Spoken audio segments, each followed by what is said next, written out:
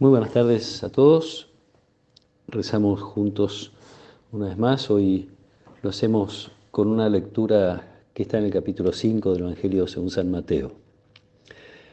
Jesús dijo a sus discípulos: no piensen que vine para abolir la ley o los profetas. Yo no he venido a abolir, sino a dar cumplimiento.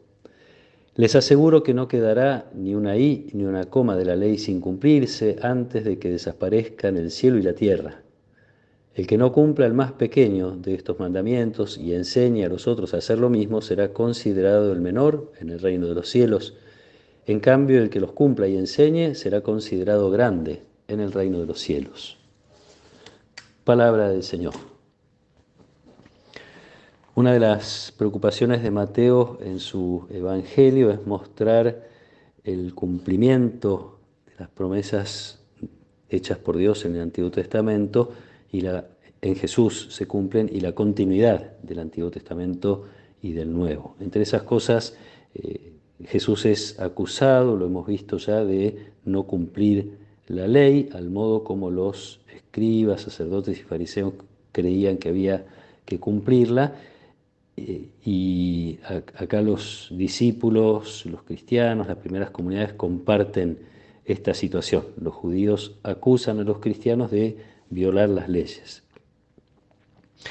Mateo recuerda estas palabras de Jesús para señalar entonces el camino de la ley hacia la plenitud a la que está llamada, hacia la plenitud que Dios mismo quiso, una plenitud que tiene que ver con el conocimiento de la voluntad de Dios, por un lado, y este conocimiento, por otro lado, genera una respuesta moral que es fruto del amor, fruto del corazón, y no del conocimiento o cumplimiento externo, yo diría, de leyes, costumbres, etc. No se salvan las personas por cumplir leyes, sino por la fe en Jesús, pero esto no significa que la ley deje de tener valor o importancia, no quiere decir ausencia de leyes, sino que estas leyes se vivan de un modo más espiritual y más profundo, que la cosa exterior a la que estaban acostumbrados escribas, fariseos y sacerdotes. Un poco más adelante en su Evangelio, Mateo va a rescatar estas palabras de Jesús, hablando de la ley y del cumplimiento de la ley, y en definitiva hablando del amor, el amor a Dios y el amor al prójimo. En esto consisten la ley y los profetas, dice Jesús.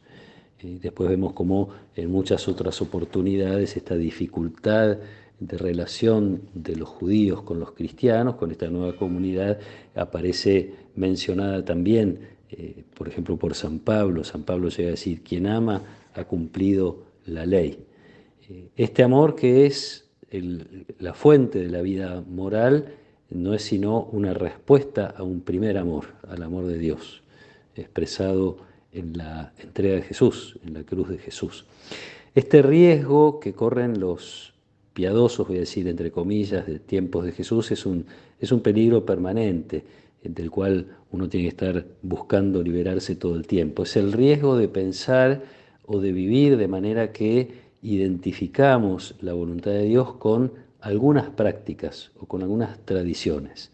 Entonces uno puede limitarse a revisar su vida moral pensando en si cumple o no cumple tal o cual cosa mandada por Dios, donde se pierde el vínculo amoroso.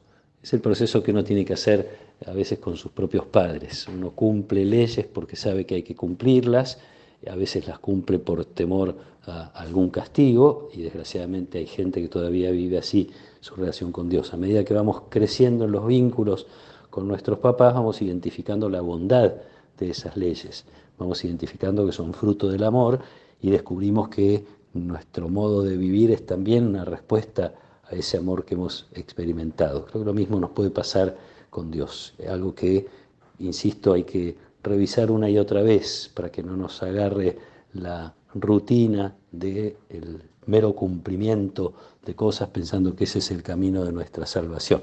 El camino de nuestra salvación es el conocimiento del amor de Dios, el deseo de conocer con más intensidad su voluntad y de llevarla a la práctica con la certeza de que son caminos, pistas, modos de vivir que Dios nos propone para alcanzar nuestra felicidad. En definitiva, la fidelidad a Dios nos conduce a la felicidad de hacer de nuestra vida lo mejor, de ir haciendo realidad en la vida de cada día el proyecto que Dios tiene, el sueño que Dios tiene sobre cada uno de nosotros.